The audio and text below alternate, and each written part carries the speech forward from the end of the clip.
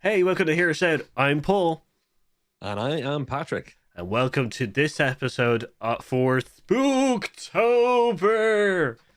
There you go, folks. You get one more this year. It's still Spooktober. This is our final Spooktober episode if the calendar is being read correctly. And Paul, what are we doing? So today we're going to be doing a versus horror icon show. So we're going to be talking about some of the new kind of horror icons and who would make a really good kind of like versus movie. So of course we have our classic versus movies like, you know, Jason versus Freddy, which wasn't an amazing one, but also we had AVP, Alien versus Predator. So we had those two movies, which opened the doors to essentially horror movie crossover kind of movies, versing the monsters against each other. But this isn't the only time that like horror movies have ever, or horror icons have ever kind of faced off against each other. Pinhead in the comics has faced Michael Myers. He's faced Freddy and Jason. The aliens have faced the xenomorphs have faced a numerous of people, including Batman. So is the Predators, which is as well. So like this is the thing is we've had multiple kind of crossovers with horror icons before, but our question today is what horror icons from the last 20 years could you make a decent versus movie? Um, Yeah, and the kind of criteria that we're kind of going with is horror iconness, like you which know, is a challenge. And it is a challenge because when you look back in the history of it all, and it's because they were such iconic characters. So the old days of horror, or the old days, let's say pre-2000 horror, all the way back. Frankenstein, super famous, but you have your slashers like The Shape from Halloween, who then people started knowing as Mike Myers and just Myers or Michael. You've got Jason. Everybody knows that's Nightmare on Elm Street. Nobody even says Nightmare on Elm Street anymore. it's Or Freddy. Sorry, Friday, yeah. Friday Friday the the 13th. 13th is Jason, Nightmare on Elm Street, Freddy. Yeah, it's I've those two get I've been mixed up all the time. Spooktobered. But nobody says people. Freddy Krueger is more famous than Friday the 13th. Jason is even more famous than his own second name now. It's like Jason. Nobody ever says Jason Voorhees anymore. Friday the 13th. Chucky is Chucky, which is Chucky. A lot of people, if you ask them on the street, Chucky, here's a picture. They'd be like, oh, Chucky. What was the name of the first film Chucky ever appeared in? They'd be like, you'd be surprised. I'd say, of all 10 people that know him, only 8 of them would say Child's Play. At least 2 of them would be like, no, it's just Chucky to me. Yeah. Madonna, Sting, The Edge, all the one name people are icons and are famous. They're not all killers, but I'm not sure about some of the last 3 I listed. You can choose at home which one you think it is. Could also be Bono. Anyway, Paul, those icons, Yeah. people wanted to talk. The schoolyard chat was, so who do you think would win in a fight between, Frankenstein and the werewolf? Yeah. Then it progressed to who do you think would win in a fight between Freddy and Jason, which is why the Freddy versus Jason movie, years before it was made, was talked about. Yeah. Like people were pitting those two against each other because they were the two big names. Same thing with Alien and Predator. Yeah, like that's the thing. So Freddy and Jason were kind of they were the slashers, but they had kind of the weird supernatural powers. Freddy was Yeah. able to jump through dreams, and Jason wasn't able to be killed. This is the reason why those two were pitched together. So a bit of history. Michael Myers was never included because Michael Myers is just a bona fide like slasher. That's it. He's just Yeah. a slasher. If you ignore some of the The later movies. history, yeah, of I don't want to pull up that whole thing, but if you ignore some of the later films, there's no supernatural thing to Michael. He's just a very tough person. Yeah. Unlike Jason, who is, who has some kind of new supernatural kind of ability to keep himself alive, and Freddy, who jumps through dreams. So, like, it was never Michael in the picture, but Michael is one of the top tier kind of like slashers or horror icons. If you ever think about it, it's Freddy, Jason, and Mike. It's Yeah. never anything else. Like the xenomorph gets a look in because it's so kind of far out there. We get, as you said, you get Chucky and stuff like that. So, but in the last 20 years, name one icon as big as kind of Jason, Freddy, or Michael or even the xenomorphs. Like And that's the I thing. want to credit you, Paul, because you're the one that came up with this idea for the episode. And when you asked me that question straight away, I was like, "Oh, brilliant! Oh, I've got one. The mask, Scream. No, Ghostface, that's way yeah. more than 20 years ago. Ghostface. Yeah. So there was a small period there where one or two new almost icons showed up, but even Scream, it's a mask, but it's always about revealing. It's like Scooby Doo. Who is the killer behind the mask this time, or who are the two killers behind the masks in Scream? Quite often, it's a shtick. It's theirs. It's okay. But trying to think of icons today, really, really tough. Because straight away I went for the one name things. And Paul, I think will we start? Will we start Yeah. showing before we start naming? Because there's only one or two that really came up. So yeah, so which good. Like the horror icon things that they're kind of going through today is like Jigsaw, Billy, Billy Yeah. the Billy the puppet. Which goes. You've also got, I can't remember his name, the Terrifier clown. Oh yeah. Um, hmm? Yeah, yeah. No, I can't remember his name either, but I forgot about the clown from Terrifier. Actually, he didn't But make my list. that's the thing. So like we've have a few. We have Sam from Trick or Treat and stuff like that. Like we We have have the these one, nun, huh? like technically just the nun. Yeah, like that's the thing. So we have a couple of one named kind of icons that, or one name horror kind of creatures that we all know as kind of horror enthusiasts. But the thing is that none of them are kind of like really kind of like icon level kind of stuff. So like Yeah. it was kind of trying to take those icons and kind of going, okay, well, which ones would we pitch against each other and stuff like that. And like you had it like should we start with your first one? Well, and just to set the scene, so what we're going to do now is do our weird Heroes Out thing where we have some fun and we pick some sometimes silly, sometimes really good, and sometimes just out there matchups. If you were going to try and do your Freddy versus Jason's, your AVPs today, and you could only pick from that last 20 years roster of spooks and ghouls and scary things. So, Paul, I don't know which one of mine you're going with first, but please pick good. I'll go with the little girls. Sure. Give me the creepy diminutive people. So Um, yeah, it's gonna be yeah, go for it. Megan and Orphan. Yeah, which Paul, long horror history of creepy kids Yeah. or creepy dolls. So the modern version of that, Megan, is great, and the weird take on it that Orphan did, which again, no spoilers here, folks, but this idea that you can have somebody come into your family, seem innocuous because children are fine and nice and all that goodness, and everybody's happy, all good. I don't want to spoil it, but let's just say the orphan from Orphan is not what she seems, and the Megan from Megan is not what you want to purchase or have hanging around.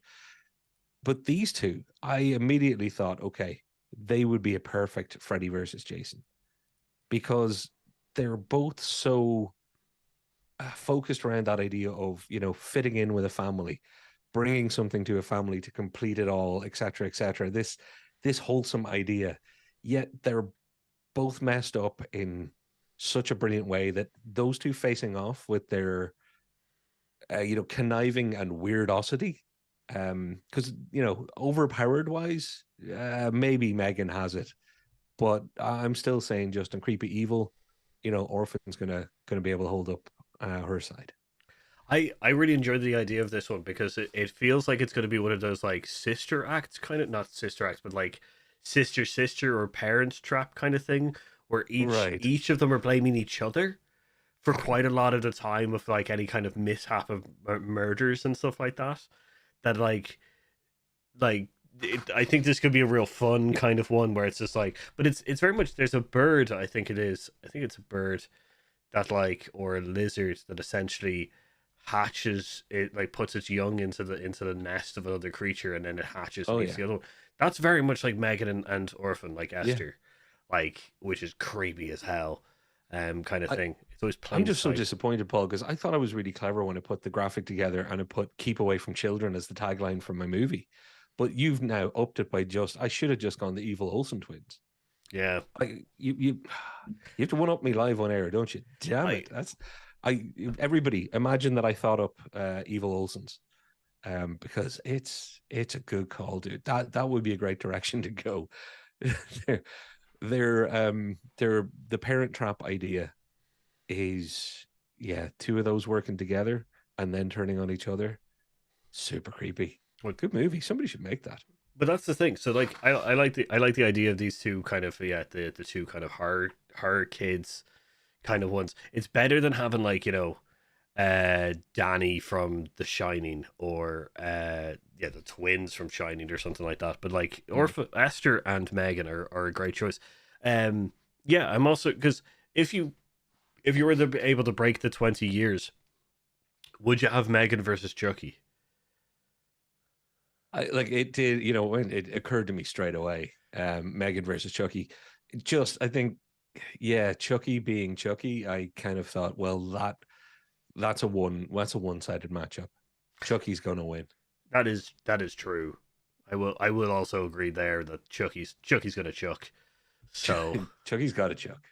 You know? so like it's not a hard matchup. But I like that. I like that in the sense that it's gonna be more kind of like, yeah, like Esther gets brought to a new home and Megan is sitting on the like Yeah. on the couch, and it's just like, and immediately the audience are just like, oh crap, this is what's going There's on.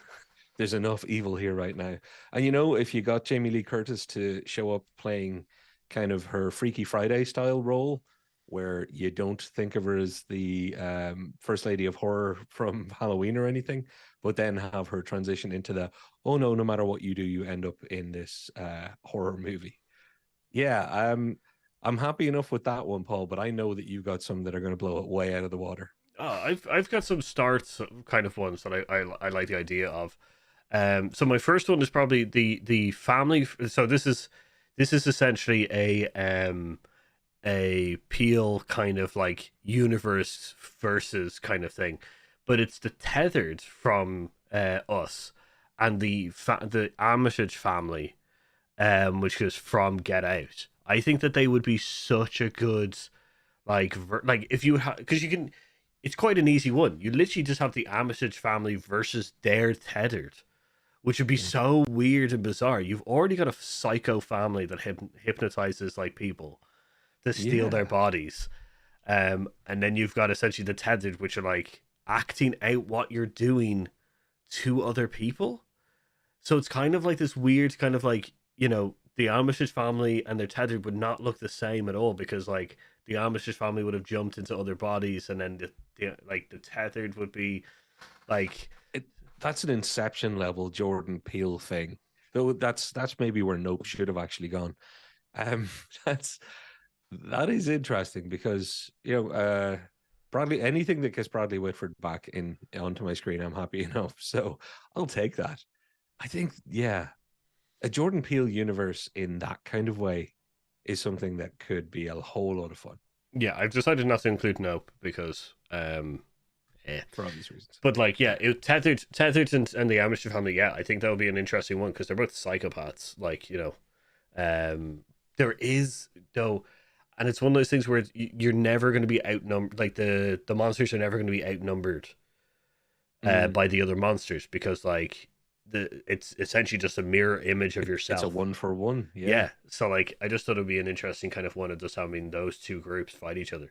No, it's very much like I guess it's like the Purge or something like that. But I thought it'd be a fun little thing. That could be a fun one. Uh, I want to say hi to everybody in the comments, and as we're going along, I see I've already got one pick for a winner. The Orphan Wee Girl wins. Yeah, the Orphan Wee Girl, Esther is a proper creepy one. I think, Paul, along the way, we probably should say in our kind of kids in the playground who'd win between them, yeah. who you'd be backing. Because for me, Oh. out of the original Orphan Megan, I'm picking the Orphan. Um, Oh, the tethered versus the family from Get Out is just so messed up Hmm. that I think they've got new levels they can go to. That I and then the tethered just make, yeah. Oh, that's such a stalemate. see, Hmm. that's what I tried to make it as stalemate as possible. For yours, Esther. Yeah, I do think Esther would. I think Esther would beat out just because she's a little bit more psychopathic. If Yeah. that's an even word. Megan is stronger. Yeah, Megan is a robot, so like puppet thing. So like yeah. But I have no scruples, no morals, and no professional ethics. I just picked the film I like more, also, and I that thought makes horror movie sense. was better. So yeah, that makes sense. Like um right, I'm going to choose one of your funnier ones Oh, we're going into the ridiculous. Great. because Then I know which one you're going I for. really like this matchup. I'll be honest with you. Hit Like me. so this one that you choose. Also, can I just say these um d- Patrick made posters for his movies. I we both myself and Paul have had really busy weekends and weeks, so we didn't get to talk as much. Yeah. Um, so I just didn't want to let him down. So I had way too much Coke Zero and went crazy making some imagery because Paul's running the desk this week. We alternate, and I'm like, do not let Paul down. Do not let Paul down. Do not let Paul down. So I kind of maybe overboarded it a little bit in places. No, this is a great one because this is probably the like Megan and Esther are quite good characters from horror movies, but this one actually contends with an icon that I would say is probably as you spoke before, it's probably one of the only icons of the last 20 years. And that is, and can I just say, it's a beautiful. I'm going to show you the poster first. Your I'll show yeah I'll show your poster that you made first. Tucker and Dale versus Saul, Yeah, there, which is great. there's going to be a lot of people who are going to argue with this one, saying, you know, how can Dale and Tucker, Tucker and Dale, how can they actually be considered horror icons, etc., or how could they be even considered horrific because they were the ones that bad stuff just kept happening around? But Yep. that's the genius, you see. That's the genius. It's as if they have been cursed by some kind of like awful thing that people just die around them in awful ways. So it would definitely make sense that it's these two bumbling idiots going through Jigsaw's like That's it. traps kind of thing, bumbling their way through. But Quite it's literally, they're his kryptonite. yeah, they are. They're literally the luckiest and unluckiest people to get through those kind of horrible traps and stuff like that. If anyone's thinking Jigsaw, if anyone's even guessing, Jigsaw slash Billy, who's the puppet, is the horror icon that I consider only from the last 20 years. Tucker and Dale, I don't consider horror icons, but they are amazing entries in the horror genre. I think so too. And look, Tobin Bell's John Kramer from Saw. So like his, they keep trying to make sure they can get him into the movies. He lay down for a whole film and then stood up at the end of it. And since then, they're like, do you know what? That was really good. Let's make sure we can keep him in the story even after he's dead. Um, I I'm not a huge Saw person. I am, for those of you that haven't seen Tucker and Dale versus Evil. I'm going to explain it in one sentence. There's the traditional cabin in the woods hillbilly trope where the preppy kids, the football player and the cheerleader and all the people that go to a cabin in the woods and eventually get killed, accidentally kill themselves around and at Tucker and Dale. And there is a further twist because there's a bit more killing going on than you might think. But their superpower, so to speak, their malevolent superpower is standing in the wrong place at the wrong time when somebody's going to get killed, which is the exact opposite of the precision of the John Kramer kind of Saw. I've built these intricate machines, Yeah, these moral death traps. I'd love to see how it plays out because it would be Tucker and Dale that those machines would malfunction around. They'd be yeah, like, oh no, I can get to the key because there's a small hole back here that I can just reach. Actually, there you go, and I'm done. But then they would stand up, and some other poor person would die in the next trap over, even though they'd done everything to get out of it. yeah, yeah. Like it's a great because the other thing is because as you said, Jigsaw chooses people based on a moral code. Generally, they're people who have given up on life or drug addicts or some kind of like thing that his moral code has said that he needs to be trapped. That Why would Tucker and Dale be in there unless it was like false Mistaken identity. identity? Yeah, Yeah, like it's yeah. the only way that That's would how I'd work. write it too. That's exactly how I'd write it too. Yeah, Like you couldn't Yeah. do it any other way except for the fact that it's just they're just I'm not doing this any justice for people who are watching on YouTube because the film's playing in my head and I just cannot articulate it. But if you've seen Tucker and Dale and you've seen any Saw movies, you'll understand why these two's special skills, let's say it, match off nicely. so. Anyway, Paul, have you got something? Have you got time for something? We got about 5 minutes before ads, so have you got time for one? Yeah, I could definitely jump into one. So my other pick is Art the Clown, which is from Terrifier. I got his name, and Chef Surlik from The Menu.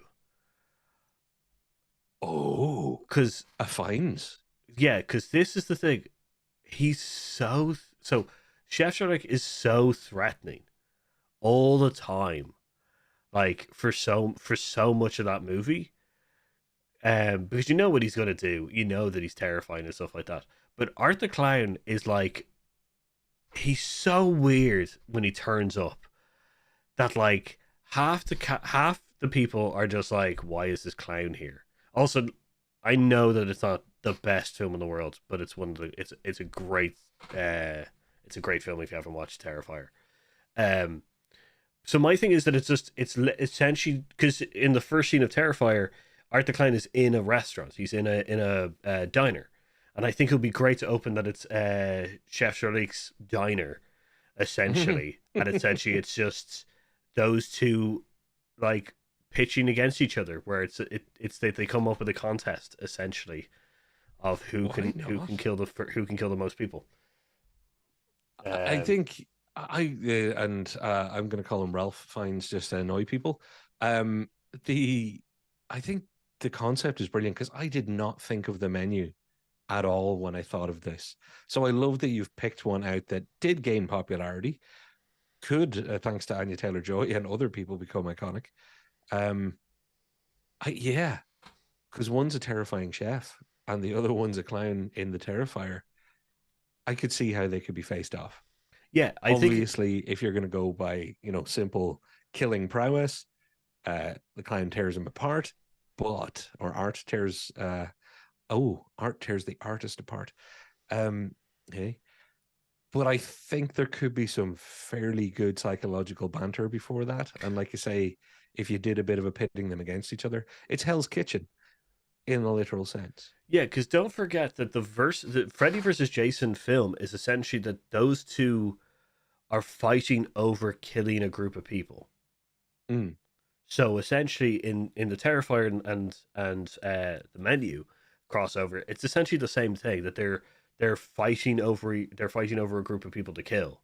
Like it could be the guests for his for Chef Zedek's like menu thing. Like let me just tell you, if it's a stand up fight, then the Terrifier is going to win. Art's just going to destroy him.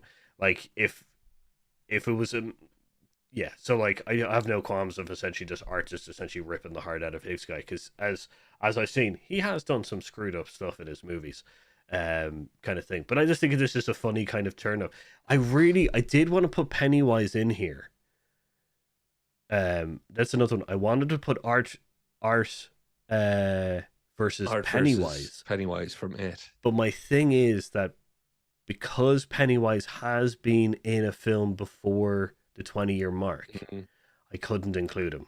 I couldn't in good grace include him. You imposed a rule there that I think is fair because Tim Curry did it so many years ago before Sarsgaard. Although it's an obvious one, I think, to put two scary clowns up against each other. But at that point, there's lots we could choose. So fair play to you for restraining yourself there. That was good. Also, Paul, it's not all about physical ability to kill here. No. There's a psychological aspect to this. And I think the chef talking to the Terrifier could convince him that, no, we're going to play a game. We're going to test people. And I think the Terrifier would dig that, or Art would dig that. Okay, we are going to be going to an ad break, Paul, I reckon. And we're going to pick up with our last couple of choices on the far side. I don't think anybody will see what we've chosen coming because they're just really silly. All right. See you in a bit. Bye. You obviously like two people talking about movies, or you wouldn't even be seeing this ad. Well, don't tell anyone. But Hear Us Out isn't the only choice. You should check out our friends over at It Takes Two podcast. It's a podcast where two people take two films with the same plot or premise, watch it and discuss them. Films like Gremlins and Critters, or The Truman Show on EdTV. Lisa and Nick don't stop there though. They get creative and compare some unexpected movies. Some that you don't see the connection until you realise that they can be described in the same way. They launch new episodes every second Tuesday, or Monday if you're in New Zealand. Find them on your favourite podcast service, or check the link in our description down below. That's It Takes Two Podcast. Tell them Here's Out sent you.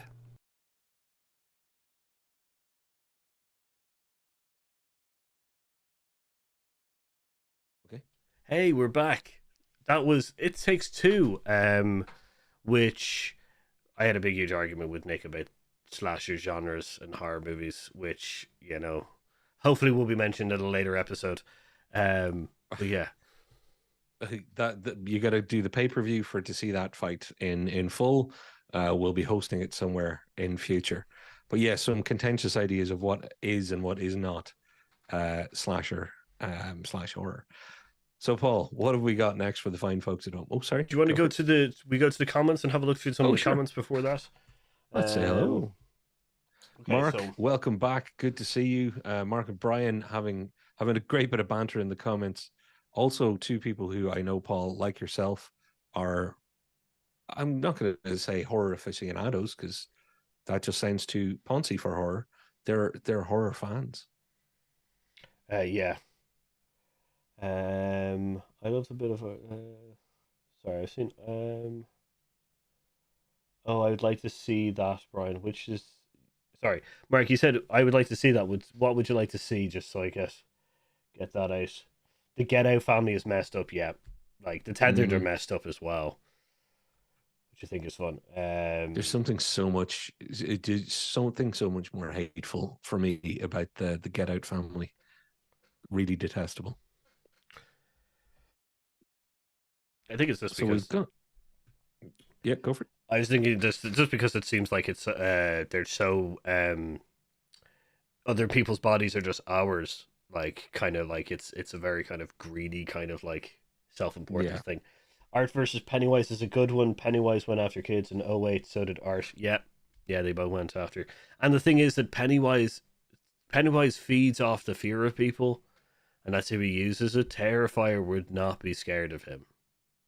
Though, if you could get him to be scared, what would Art be scared of? I preferred the 80s It Part 2. That's one of the questions. That's right. Art slaughtering the chef in the menu. Yeah, it would be fun. It would be fun, but it would be fun to have an ending like that. Just so you know, Paul, we've got a bit of a delay, so we'll have to work around it. But also, just last thing in the comments, I can see both Megan and the menu getting a bit of a kicking, and I think that's fair enough. I don't think either are as good as you would hope them to be. The menu, I think, definitely got hyped a little bit more than it could follow through on. But for what it was, I was happy enough to have it free on my subscription. I get you. So we're going to go into, I guess, so I'll choose. I've got essentially, which goes because I think this will lead nicely into your one, maybe. Bear in mind, folks, I actually don't know what his next one up is, so I'm excited to hear this too. So I've decided to put The Nun versus the monster from Cobweb. Two films I have not seen. Okay. Two films I have not seen. So, Paul, tell me Nun, and I did watch the Cobweb trailer on your advice. Yeah. And I really, really, really liked it. So I will be seeing Cobweb because the trailer is awesome, I have to say. So yeah, Cobweb is essentially that it's about a boy who it's slightly seemingly supernatural, but it isn't really. And is as well, kind of thing. But I think the nun's essentially just a demon who is looking to get a body from the Conjuring universe. But she specifically wants a nun to take over. picky Don't people. we all? If I was possessing someone, I'd be like, sure, a nun for a change. It's about as far from my life experience as I could get. Why not a nun? Yeah, like it's very good. It's very good. It's all right. It's a good movie. Brew just said nun versus orphan would be great. No, Esther would just kill the nun again. Cobweb. Okay. Cobweb is essentially it's like a child being protected by something weird, but also not being. It's a bit of a. I don't want to. I can't give too much away. Don't spoil it. Yeah, it's too soon for that one. But I think if you put the nun again trying to get the kids, Cobweb would the creature from Cobweb would become very aggressive towards the nun, and I think that'll be an interesting fight. So essentially, it's a versus movie in the sense that one of the horror monsters, is actually trying to protect one of the things. It's Terminator 2. Yeah, there you go. Saved it. Saved it. Which is it does sound like there's something creepy about creepy nuns, and that trailer for Cobweb lets me know that it's not there's no missing there. That's going to be a good one. But Paul, in the end, if you're going to have malevolence fighting malevolence, put one as a protector in that Terminator 2 kind of, he's still a Terminator, but he's good now. I think you can have a lot of fun because you could actually you could roll in a little bit of T2-ness to it all. You could, like where the kid is like, I want you to protect me, but don't, kill her. Like that's the thing. You could be very much like have it as the kid running away kind of scene. The best scene that Terminator could have had, running away from the Cobweb monster. I can't remember what the name of the creature is, but it's an interesting one where he runs away from the Cobweb monster, and then you have the nun suddenly appearing, and then it's just like, oh, the Cobweb monster is actually protecting him. So yeah, it's an interesting one that I decided to put together. There's one creature that I really wanted to put against a lot of things, which is the Smile Monster.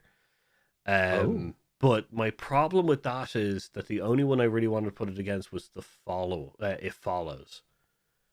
Right. But I didn't. I should have pulled the trigger on it. I'll be honest with you. I should have pulled the trigger. Well, tell us now. I have none of the. So the Smile Monster is a monster that slowly possesses people and then makes them smile and constantly smile until they rip off their own face. It Follows is a paranormal STD. Is probably the best way to describe this. I love that description. Hey everybody, welcome to Hear Us Out. But you weren't expecting that as a sentence in your life today.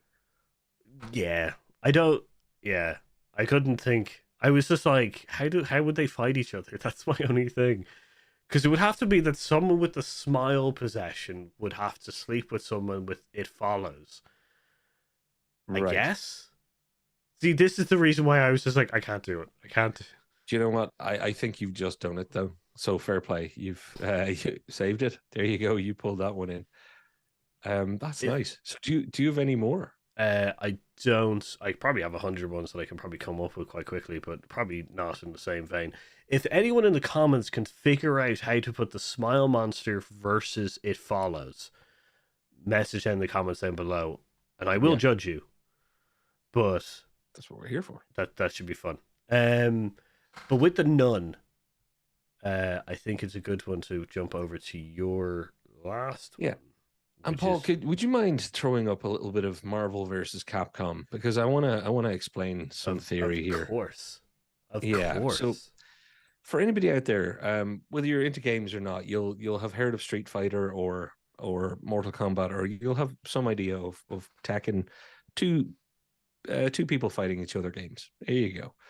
Well, there's a history now, thanks to things like Marvel versus Capcom and Super Smash Brothers and all sorts of stuff about pulling franchises together and facing off, having the big characters from different franchises and different universes fight each other. So Spider-Man versus Ryu or M. Bison or Blanca or something from Street Fighter, if Street Fighter's your game. Now, Paul, that gave me the idea when you were talking about what about verses? I haven't watched The Conjuring. I'm not into it, but I am fully aware that there is a whole Conjuring rogues gallery. Let's call them, for lack of a better term. Yeah. You got the nun, you got some creepy smiley hat face guys, you got Annabelle, you got all manner of creepies. So if you wouldn't mind pulling up that versus or their selection versus what is the basement of Ultimate Horrors, and that's Cabin in the Woods. So for those of you, it's I'm going to spoil Cabin in the Woods, so turn off here if it's going to bother you.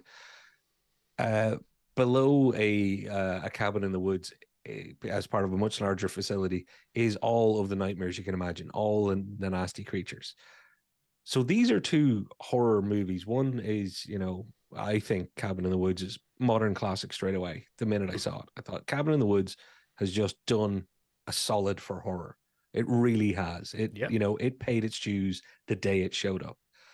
The Conjuring, obviously, with Annabelle and Nun and the Nun 2 and other Conjuring, it's the Conjuring verse now. Yeah. But I love the idea of a versus film where it's choose your fighter. The nun goes up against a mirror man, or Annabelle goes up against creepy ballerina with teeth face girl. You can pick, you can choose, but doing a Mortal Kombat with these as your characters would be terrible, but so much fun.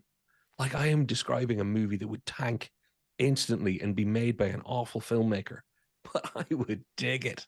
And that a huge population of people, particularly horror people who know how to accept a film for what it is, would absolutely get nothing but giggles, fun, and some fairly brutal kills. Like, that's the thing. Like, you'd have some amazing kind of situations going on with this whole, like, as you said, rogues gallery of, like, creatures. Because, although the Cabin in the Woods creatures themselves aren't iconic, they are representative of iconic people. Exactly. Which is a great thing to have in this kind of fight. So, like, because, like, you have the guy with the sauce and the things, he's iconic because he's Pinhead. He's kind of thing. Whatever they were called in Hellraiser. The Xenobites. Xenobites, that's right. Kind of thing. But yeah, like, and then having them versus essentially the Conjuring kind of ghosts and paranormal creatures is just a great thing, because, like, you could definitely have it in the sense that the institute or whatever the organization is essentially trying to capture the Conjuring group, and just hell breaks loose where they don't want to be caught, so they kind of group together and just go after all the other creatures and stuff like that. And it's just like fight fire with fire. So that's it. You set yourself up as the Cabin in the Woods corporation are out expanding their roster, and they've heard about all this bad stuff happening around Vera Farmiga and Patrick Wilson, and they're like, you know what?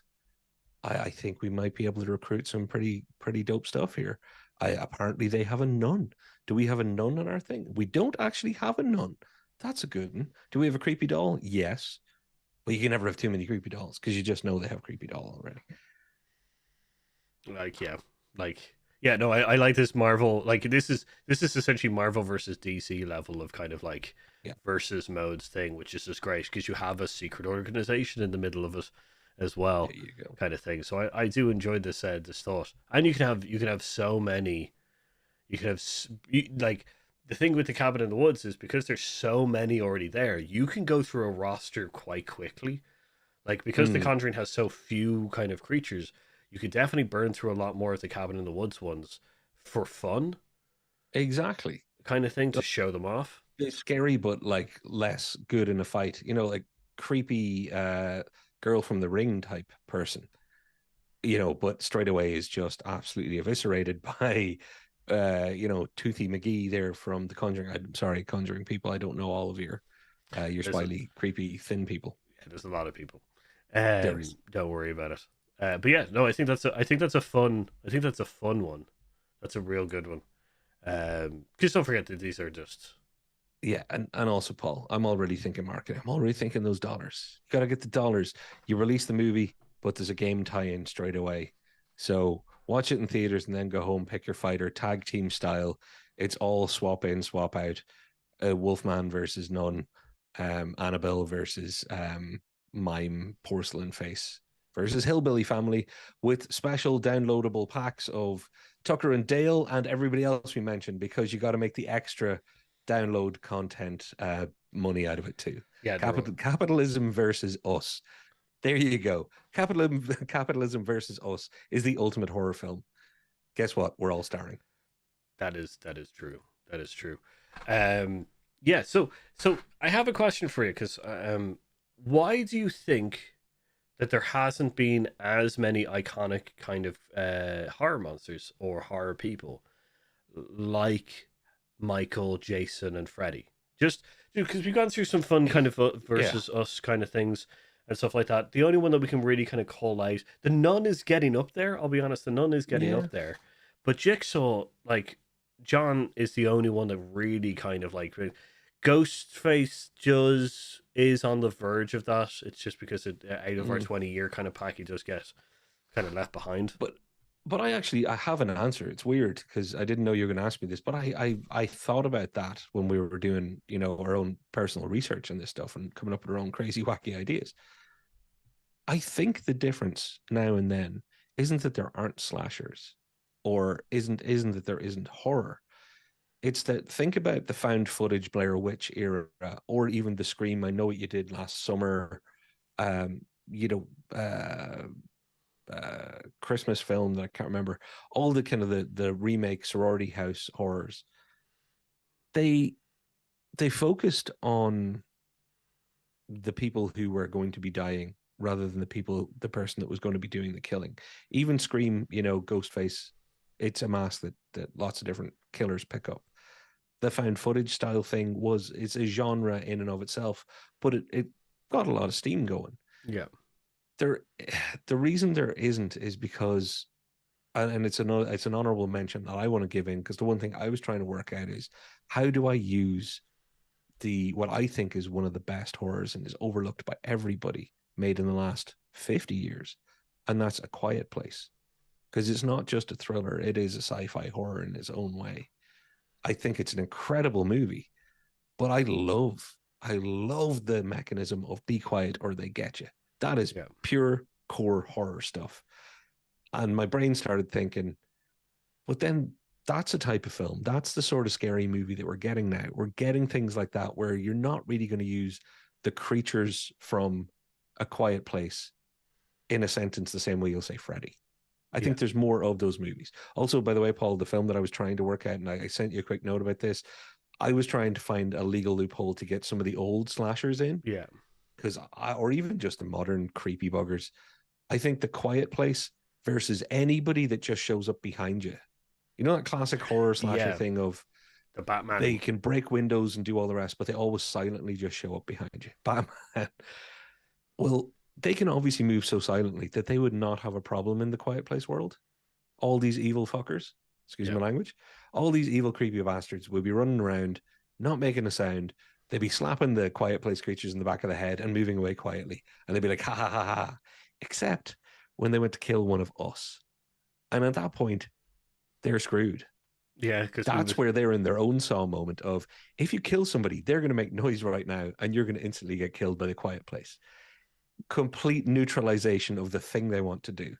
So I would make a film where Jason and Freddy and all the rest of them have a support group where they're all sitting around by a waterfall so that the Quiet Place creatures don't get them. They're like, it's great, we can move around the world, no problem.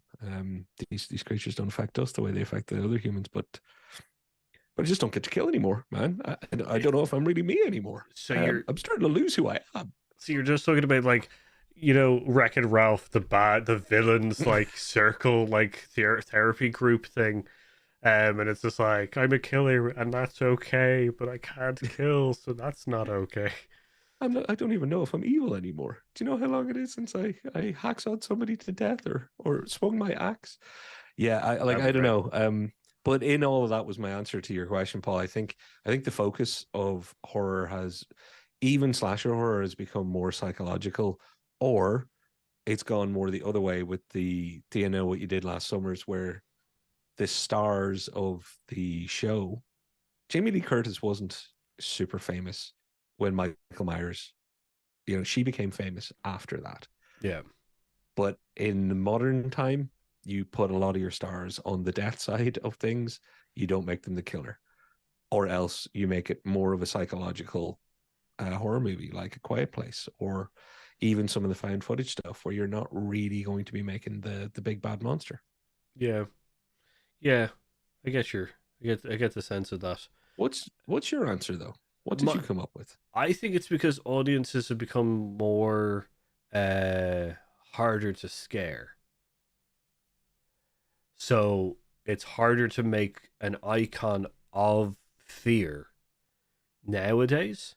I think the Gotcha. closest we've gotten in the last maybe 23 years is Slenderman, because he has a whole lore behind him and stuff like that. I did want to include him, and someone in the comments, actually, Mark, I think in the comments said Babadook. I think Slenderman Oh, yeah. versus Babadook would be a very interesting kind of matchup. But the only reason I didn't include Slenderman is because he was pre to 20 years, but only has had a movie, like an official movie in a recent, because the Marble Hornets is the found footage YouTube series kind of thing where they first showed Slenderman. But I think it's because that a mythos around the horror icons is built up from being fearful, and I do think that you're right that aspects of horror is the fact that, like, Jason, the reason everybody's scared of Michael is because he's an unrelenting killer and no one understands him. Yeah. Freddy, you can't go to sleep. Yep. Jason kind of follows the quintessential kind of slasher rules kind of thing and is unkillable. So kind of like But Michael. came from a time when those rules were being written. Yeah. So like I think it's hard. I think that it's twofold. I think it's harder now to scare audiences.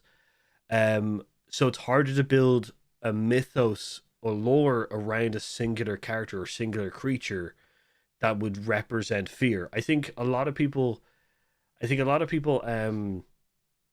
Like I guess for me and your age, we grew up with Michael and Jason and Freddy as our horror monsters kind of thing, that it's now been passed on. It's a legacy thing rather than an actual, like, yeah, Freddy was terrifying kind of thing.